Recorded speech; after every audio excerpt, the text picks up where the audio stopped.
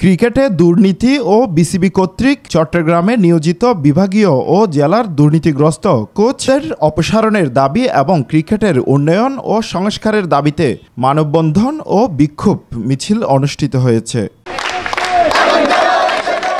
শুক্রবার বিকেলে চট্টগ্রাম জেলা ক্রীড়া সংস্থা প্রাঙ্গণে এই মানববন্ধনের আয়োজন করেন বিভিন্ন ক্রিকেট শিক্ষার্থী এবং অভিভাবকরা।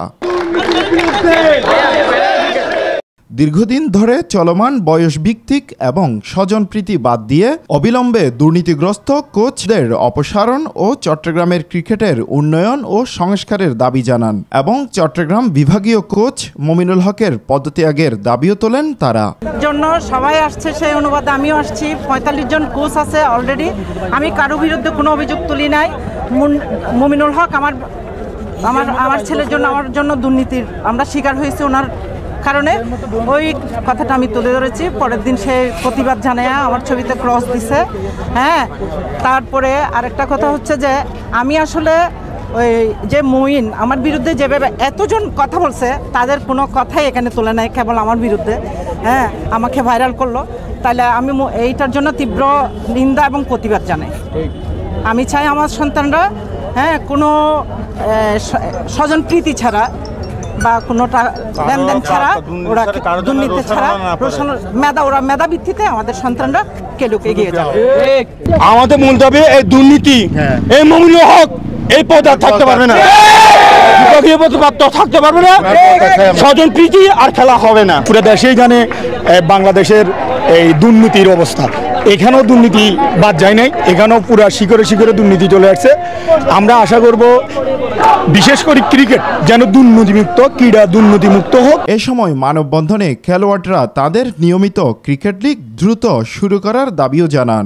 আমার এই বয়সভিত্তিক যেগুলা স্কুল লিগ আছে ওগুলা শুরু হোক। দ্বিতীয়ত হচ্ছে এই বয়স বাইলসটা তুলে ফেলক। আমাদের বিসিবির আন্ডারে যেহেতু খেলা চলতেছে সবগুলা রাজশাহীতে রাখার মতো কোনো বয়সভিত্তিক না, সেকেন্ড ডিভিশন থার্ড ডিভিশনে ওটাও তুলুক। বিসিবির যারা কোচ, বিসিবির থেকে আবেদনপ্রাপ্ত বা যারা কোচ আছে তাদেরকে চেঞ্জ করে নতুন কোচের দায়িত্ব দেওয়া হোক। আমাদের কথা হচ্ছে এটা।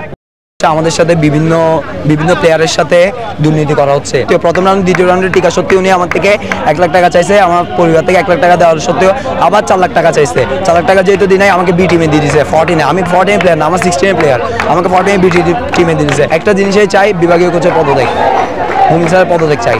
আমরা এখন প্রধানত যেটা চাই সেটা হলো কোচগুলোর পদত্যাগ। ওদের জন্য আমরা একটা ভালো পর্যায়ে খেলতে পারতেছি না, সেটার পদত্যাগ চাই আমরা।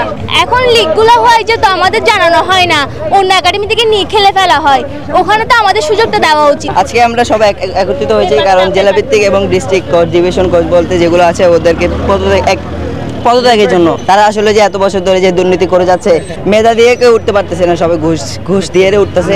এবং 6 নম্বর দাবি হচ্ছে আমাদের কোন লিগে অংশগ্রহণের ক্ষেত্রে খেলোয়াড়দের বয়সসীমা উন্মুক্ত করে দিতে হবে, বয়স থাকবে না। তারপর লিগ সহ বছরে কমপক্ষে 3টি টুর্নামেন্টের আয়োজন করতে হবে। 8 নম্বর দাবি হচ্ছে সকল উপজেলায় লিগ চালু করতে হবে। স্কুল লিগের ক্ষেত্রে যাদের নিজস্ব মাঠ আছে তাদের অংশগ্রহণ বাধ্যতামূলক করতে হবে। ক্রিকেট শিক্ষার্থী এবং অভিভাবকরা চান সুষ্ঠু ধারার একটা ক্রীড়াঙ্গন গড়ে উঠুক। হোসাইন আব্বাস, বাংলাধারা, চট্টগ্রাম।